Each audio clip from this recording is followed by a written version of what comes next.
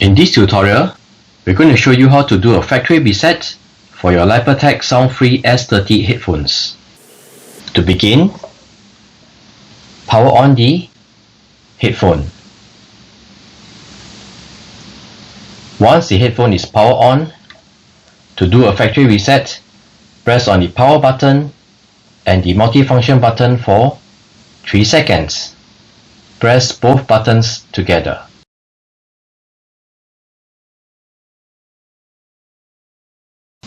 You can see that the LED will blink, and after that it will be blinking red and blue, indicating that the factory reset has been done successfully and you can now pair it with your devices. So this is how you do a factory reset for your Lypertek Soundfree S30 headphones.